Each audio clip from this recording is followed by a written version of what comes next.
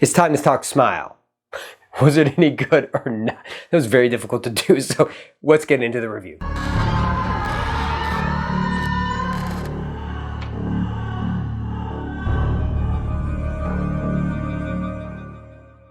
Hey everybody, welcome back to the Nightmare Collective. I'm Chris. Thanks for stopping by and watching my review for Smile. So I saw Smile last night at my screening, and overall I came out very pleased with what I saw. I had little to no expectations for this movie, and that was probably what I had leading up to it because I had been bombarded by this trailer. Every horror movie I've seen since like August, since The Invitation, I've been bombarded by seeing like the first teaser with the girl just smiling, and then the second trailer, which gave a little more, but not any like context. It just showed those creepy images and then the girl like the twisted head coming up to the door, and I was just like, I kind of threw up my hands and rolled my eyes every time I saw it because it was like effectively like making me not want to see the movie. I was like, this is doing the opposite of what it's supposed to do. The trailer is supposed to like, you know, up my excitement, and this is like lowering my excitement for this movie every time I see this trailer. It was similar to like what we were all experiencing, at least people that go to the movies a lot, when Bullet Train was coming out before July, and it was just like, man, every movie we saw Bullet Train, and I was like, I don't even want to see Bullet Train anymore. I still haven't seen Bullet Train to this day. And not because I just didn't get to go see it, and so I'm just going to wait for it to come out, and then I'll probably watch it. But you kind of like, you know, took my expectations down and my excitement down because I was just bombarded by that trailer so much. So this kind of did a similar thing, obviously a different type of movie, but it had the same effect on me. So I went in with like very low expectations, and then a couple days ago when the review started coming out, people saw it at Fantastic Fest, and so it was one of those things where they're like, hey, this actually isn't that bad. There's something here. Now it's not like super deep, but there's something here that's not as generic or as just plain as we kind of thought it would be. That's what I was hoping for, like going into like The Invitation, that it was not going to be just what we saw, and it was very much just what we saw. We got nothing else. There was no depth in there, and just overall it was kind of boring. And then when Barbarian came out this year, we were all kind of super shocked because we went in with one expectation of what that movie was and could be, and then it was completely different. This doesn't do that. It's not like, oh my God, I need to tell somebody about this movie. This is crazy and it's amazing and it's like the best movie of the year. This does not have that level of like excitement behind it, but I did come out going like, hey, I want to talk about this movie because it is better than I thought it would be, and it's very different than what I thought it would be. I thought it was just going to be like a bland, generic type of movie, typical like January dump horror movie, and it wasn't that. It was very psychological in a different way than I thought it would be, very slow burn, which I didn't expect. I expected a lot of jump scares, and there are in this movie, but they're effective. They're not like overdone where you just are like, okay, God, you know, like I feel like The Nun, it was just, that's all that movie is. There's nothing in that movie except for jump scares. I mean, that's most of the Conjuring universe movies. It's just a jump scare factory, and this does a little more than that. Now, like I said, don't get like your expectations through the roof. This is not amazing, but I did have fun with this movie, and I was intrigued for, you know, the entire runtime. The only time I really got out of it was there was a third act thing that happened, and I was like, if we go down this path, I'm going to hate this movie. And they subvert that and they do something very different, which I did appreciate. And so I came out of the movie, you know, very happy that I was happy I saw it, you know, because going in, like I said, I had very low expectations. Like I mentioned in my short, I was like, I hope this is good, but I don't know what I'm going to get.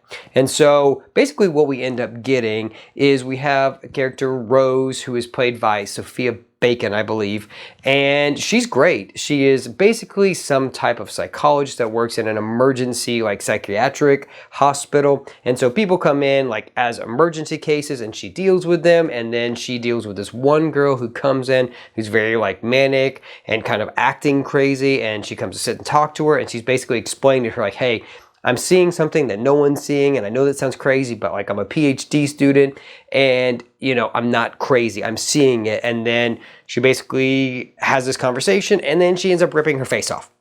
This movie is far more graphic than I thought it would be. Also, I thought it would be very tame. And then I remember that this movie is rated R and not PG-13. I was like, oh no, there's going to be some like grotesque stuff in here. And there's a lot of grotesque stuff in here towards the latter half of this movie that I did not expect, but that I appreciated and I really enjoyed. And like I said, I just liked the way this movie ebbed and flowed. Now that may affect your enjoyment of the movie because it is a very like high, low type of movie where you're going to be kind of like just meandering for a lot of it. And that stuff is good because it builds, you know, I wouldn't say even tension. It's just building her like descent into madness over time. And you get to see her interactions with different characters and they are slowly beginning to believe that she is crazy and that she is seeing something that isn't there. And has her like, her fiance says like he thinks it's a ghost and even he can't handle it. So he doesn't believe her. And so she doesn't really have anybody in her court throughout this. But it is an interesting take on that aspect because, you know, the initial part of this movie that you kind of jump started is that she has this conversation with this girl that's seeing this thing and then nobody believes her and she doesn't believe her and then she kills herself and then it is transferred to her and then she is living that. And so for her juxtaposition is that she is normally the one on this side talking to the patient and now she is basically the patient talking to everybody else. So she gets to kind of see what it's like on the other side, which is very interesting. So it's not a like deep dive into like mental illness and all that. It does like scratch the surface of that stuff, but it doesn't like deep dive into that. So don't expect that. But I do like, you know, that we do get some conceits that are like interesting in this and that her way of looking at things is very different because she's basically psychoanalyzing herself. And then at one point she goes to see her own therapist and her therapist is like, look, you don't need to be self-diagnosing your stuff. And even she doesn't believe her. So we've got a lot of people against her in this movie. And this is very reminiscent, I would say, of like It Follows. It's the same type of thing, very different like context and how you get this thing. Instead of like doing the nasty, you witness a suicide and then that is how it attaches itself to you. I don't want to give any more away than that because that is basically the crux of the movie is how that plays out and it's very interesting and I do like kind of where it goes. And like I said, it's a very different like third act, but it basically comes down to it is attaching to yourself based on traumatic events and that you have dealt with trauma. So not only is she a psychologist, but she's also dealing with trauma from her childhood and that's what leads her to this position. So like I said, we're not going to give any more away than that, but I want to give you like a kernel of what is interesting about this movie. Like I said, there's some jump scares in this. There's some stuff that you expect from this type of horror movie. But the one thing I do like is they do play with like what is real and what is not real because there are some scenes where like crazy shit happens and you're like, oh my God, it's crazy. And then it's not real. But then there are other scenes where you're like, oh, crazy shit happens. There's one scene in particular at a party that if you see this movie, you're going to be like, oh crap, this is one of those scenes, you know, she's just going to like wake up or something.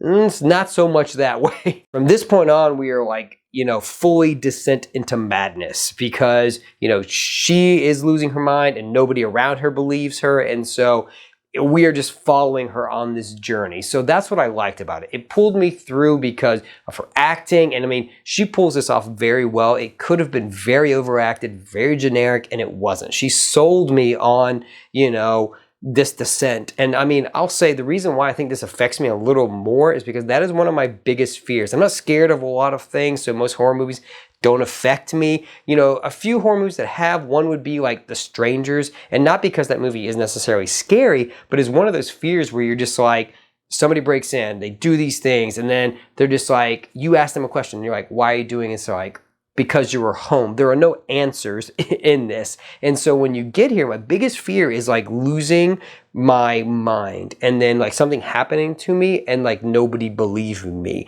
And the people that are around you that are supposed to love you and like be with you through everything suddenly have turned on you and don't trust you and don't believe you anymore. So that's one of my biggest fears. And so this movie affects me on that level, like a psychological level, like man, I would never want that to happen to me. Some people are afraid of sharks and water and ghosts and all that stuff. This is mine. This is my thing where it's like, if this ever happened to me, it would be terrifying, because then your own mind would be destroying you. And that is a scary thought. So this is effective on that level for me personally. Now, it may not affect you personally, but for me, it was very effective in that way. So like I said, not necessarily scary, but when you think about like what she's going through and you're living through that, especially somebody in like my mid 30s, this like does affect me, because I'm like, okay, I don't want to be 70, 80 and like this begin to happen to me.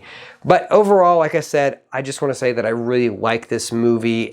Like I said, it's not going to like win any awards. This Barbarian, this is not. But I left with the same type of feeling where I was like, okay, I went in with this expectation and I walked out with a completely different mindset and completely different expectation. So it does live up to that. I feel like we're getting a solid trickle of horror movies this year. Like I said, you guys go out and watch the movie, you know, pose your own opinion, but I definitely think it is worth a watch. I think you will, not necessarily, I don't know if you'll enjoy the movie. I think you'll like the movie, and it is far better than I think anybody had expected it to be. So definitely give it a shot and let me know what you think. So that's all I've got for today. Thanks for watching my video. You can check out some of my other recent reviews. I recently did The Monsters and I did Barbarian Pearl. We got a lot on the channel for you to check out. And I have one upcoming video, which is going to be The Howling. So check that out. That'll be out Monday, October 4th at 4 p.m. So check that out. All right, I'm going to shut up now and let you get back to your day. But anyway, like always, don't forget, some doors should never be open.